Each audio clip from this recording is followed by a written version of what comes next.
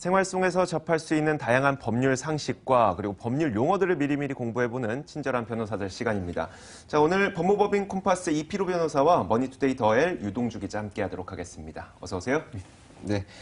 자, 먼저 유동주 기자, 오늘은 어떤 주제 준비하셨나요? 예, 많은 분들이 우리 MTN 통해서 경제 공부하고 주식 투자를 많이 하고 계시는데요. 항상 생각하시는 게 이제 고급 정보 혹은 내부 정보가 따로 있지 않나, 항상 그런 일반 투자자들 그런 걱정들을 많이 하시는데, 네네. 뭐 그런 금지 규정에 대해서 오늘은 공부를 좀 해보겠습니다. 최근에 또 증권사 직원 11명 정도가 금감원에 의해서 이제 차명 계좌를 이용해 주식 투자를 하다가 적발돼가지고 과태료 부과 등을 받았습니다. 그래서 오늘은 관련 내용을 알아보겠습니다. 알겠습니다. 증권사 직원이 주식 거래를 하다가 그리고 또 차명 계좌를 하다가 이제 걸렸다는 건데 이 문제점이 뭔지 잘 모르겠거든요. 그러니까 증권사 직원이 주식 투자를 한 게 잘못됐다는 겁니까? 아니면 증권사 직원이 차명 계좌를 이용했다는 게 잘못된 겁니까? 예, 후자인데요. 네. 결국 이제 증권사 직원들도 투자를 할 수 있습니다. 다만 이제 자본시장법 제 63조 1항에 이제 규정되어 있는 내용인데요. 금융투자 이제 업에 종사하는 임직원들은 자기 명의로 그리고 계좌를 하나만 개설하고 또 이 사실을 회사에 알리고 분기별로 매매 명세를 통지해야 되는 의무가 있습니다. 왜냐하면은 증권사 업무나 이제 관련 업무를 하는 과정에서 상장 종목 관련해서 중요한 정보를 사전에 보유할 수 있고 취득할 수 있기 때문이죠. 그래서 이런 규정들을 지키면서 계좌를 관리하고 투자하도록 하고 있는데 이번에 걸린 적발된 분들은 이것을 지키지 않은 상황입니다. 일단 딱 보면 두 가지 문제점이 일단 보이겠네요. 먼저 첫 번째가 이제 돈 벌고 왜 세금 안 내냐는 문제가 걸리게 될 텐데, 일단 뭐 내가 큰 수익을 얻게 되면 우리나라는 또 과세 표준이 이제 누진책이다 보니까 큰 세금을 내야 되지만 차명 계좌로 잘게 쪼개놓으면 또 세금을 적게 낼 수 있거든요. 이게 첫 번째 문제가 될 것 같고, 두 번째가 자꾸 이제 미공개 정보를 이용해서 주식 투자를 하려는 증권사 직원들이 생기게 된다면 그걸 막아야 되는데, 차명 계좌를 이용하면 또 이게 누가 했는지 찾을 수가 없다 보니까요. 이 차명 계좌를 또 막아야 되는 그런 일이 발생을 하겠네요. 알겠습니다. 그러면 일단 증권사 직원들이 차명 계좌를 만약에 이용하게 되면 증권사 직원들은 어떤 처벌을 받게 되는 겁니까? 그 자본시장법에 따라서 그 차명거래 자체가 금지돼 있습니다. 네네. 기본적으로 자본시장법 63조는요, 금융투자업의 임직원들이 자신의 계산으로 대통령이 정하는 투자 거래를 할 경우에는 자신의 명의로 하여야 되고 하나의 계좌만 이용해야 되고 분기마다 자기가 투자한 내용 및 명세에 대해서 자기가 근무하는 회사에 통보, 보고하게 되어 있습니다. 이를 위반하는 경우에 첫 번째는 뭐냐면 자기 명의로 하지 않는 경우에는 자본시장법 445조 1항에 따라서 형사처벌의 대상이 되고요. 네네. 3년 이하의 징역 또는 1천만 원 이하의 벌금의 대상이 되고, 여러 개의 계좌를 사용하거나 보고하지 아니한 경우에는 449조에 따라서 5천만 원 이하의 과태료의 처분을 받게 돼 있습니다. 별도로 회사의 징계도 있을 수 있고요. 네. 예. 차명 계좌를 이용하는 것은 증권사 직원만 안 되는 게 아니라 누구나 안 되는 거죠?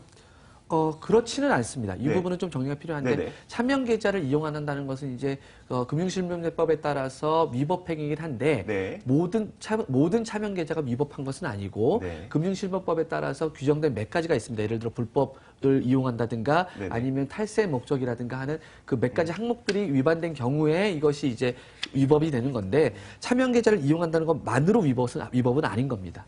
예. 알겠습니다. 자, 이번에 그럼 증권사 직원들이 받은 징계가 어떤지를 보면요. 일단 가장 무거운 게 정직과 3개월의 과태료였고, 가장 가벼운 거는 이제 주의와 과태료였었는데, 이게 정직과 과태료, 주의와 과태료, 이게 뭐가 다른 겁니까? 좀 구체적으로 설명드리면, 정직이나 주의 같은 경우는 회사 내에서 하는 징계입니다. 사내 징계를 의미하고요. 과태료는 행정기관이 내리는 행정벌의 일종으로 행정질서벌이라고 표현합니다. 행정벌은 행정형벌과 행정질서벌로 나눠지는데요. 행정질서벌은 흔히 얘기하시는 교통사고 범칙금, 교통사고 범칙금을 생각하시면 됩니다.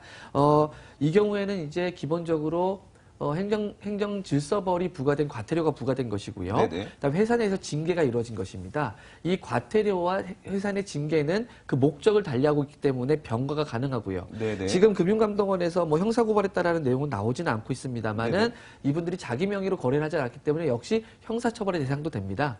이 경우도 마찬가지지만 흔히들 내가 과태료까지 내고 징계까지 받았는데 형사처벌도 받아야 되냐라고 하실 텐데, 역시 과태료와 회사의 징계 그리고 형사처벌은 그 목적과 성격을 달리하기 때문에 일사부재의 원칙이나 이중처벌 원칙에 위배되지 않아서 네. 모든 처벌이 가능합니다.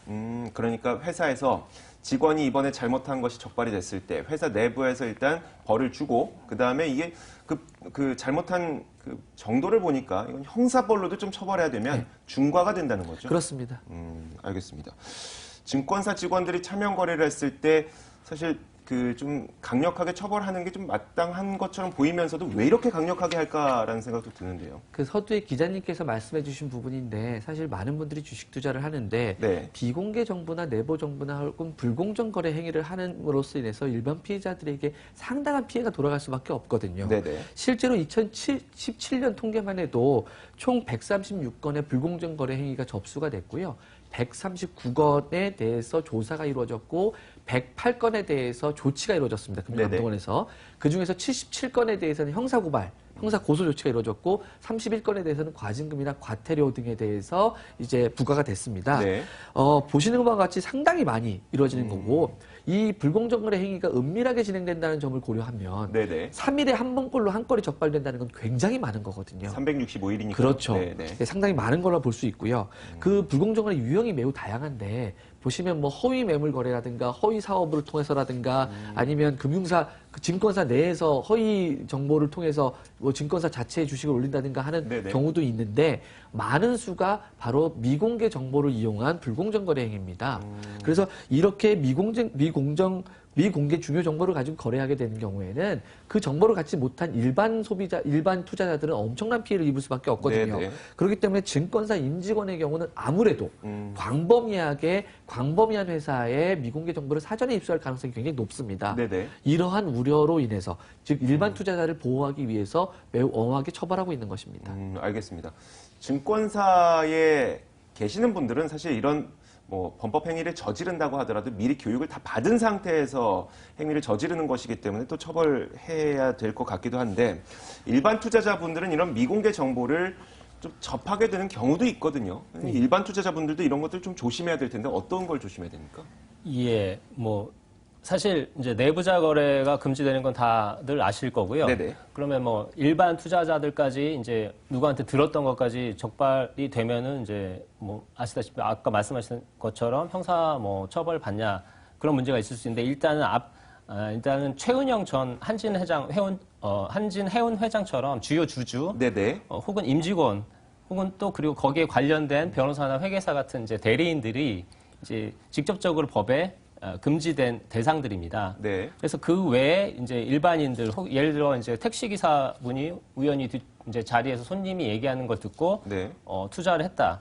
그 정도는 미공개 주요 정보였더라도 그런 정보를 직접적으로 전달받은 게 아니기 때문에 수령한 게 아니기 때문에 처벌받지 않습니다. 예를 들어 전에 CN블루의 그 가수분도 네네. 그 회사 내 정보를 가지고 주식 투자를 했었는데 그게 결국에는 무혐의 났거든요. 네.